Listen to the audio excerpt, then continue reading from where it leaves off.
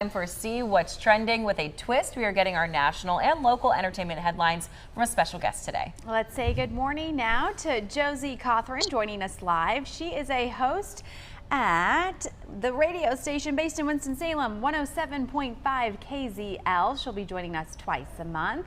Josie, thanks again for being with us. So you are kicking things off with some Britney Spears news, is that right? That is true. It's all everybody can talk about. Britney Spears' third divorce. Poor girl. Third marriage announced this week. It is ending after just a little over a year of marriage. 14 months in, her husband filed for divorce. Britney Spears says she was just as surprised as everybody else that the marriage is over. And we're surprised because we were told that if Britney Spears had stayed married for 2 years with Sam Asghari, her current husband, the prenup, Sam would have gotten $1 million. But because he filed for divorce only 14 months in, he gets nothing. So that tells you that there was a lot of trouble in the marriage. Telling. Yeah. That's very telling, unless he didn't read his prenup very well. I don't know. Right, Brian. And if you follow Britney Spears on Instagram, and if you don't, I highly recommend you do. It's kind of a train wreck. You can't look away from it.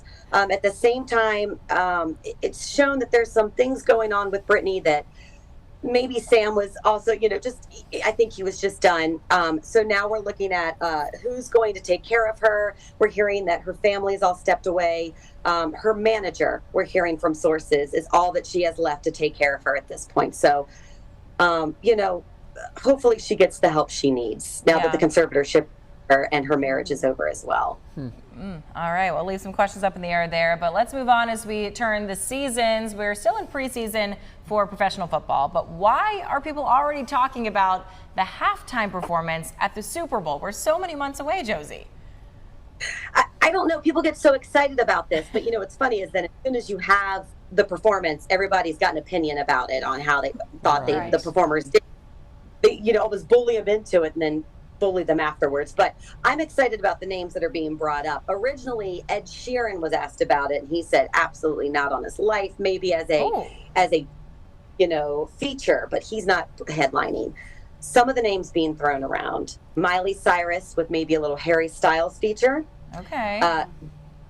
Jack Harlow, the rapper. Bad Bunny, who is a massive star in the Latino world, would be headlining. Not sure who.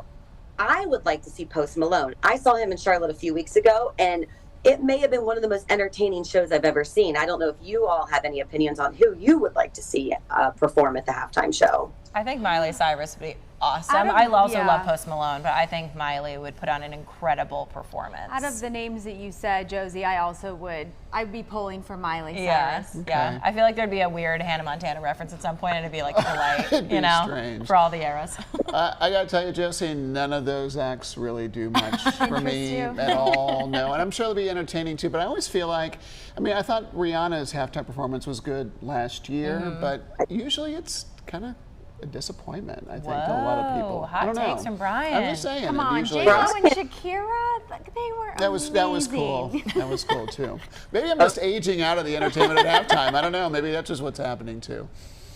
Well, but they had that big rap performance for us, a few years ago with the 50 Cent and the Eminem and the Dre. That was incredible. Cool. I liked that too. That is cool. All right, lastly, Josie, we hear that a local band is only 3 shows away from calling it a career. Who are they, and where can we catch them in our area? This is heartbreaking to me. These guys played at my wedding. I am happy to call them friends. They played at a lot of my friends' weddings. They've been in the Triad for over 20 years. The Plaids. A lot of us. And they are so great. The Plaids. They've been together 20 years. They say no drama. The breakup is not a breakup per se. It's more of a retirement. They've been doing this for so long. They say it's time to be parents. It's time to do their own thing, have their weekends back. I get it. They have these careers they need to tend to. So they've got 3 shows left. And the one big Throwdown is at the Deck in Jamestown this weekend. They are going to be there Saturday night, 8:30. If you want to see them, they play at the Deck. A good bit they've played over the years. It is a huge venue in Jamestown. Oh, huge, I say. For Jamestown, it's huge. But there is it's a lot of space. So it's outdoors. It's incredible. The weather is going to be great if you want to come by and see them. It's where they feel at home, I feel. They're going to put on an incredible show, a lot of 80s and 90s covers, a big party band.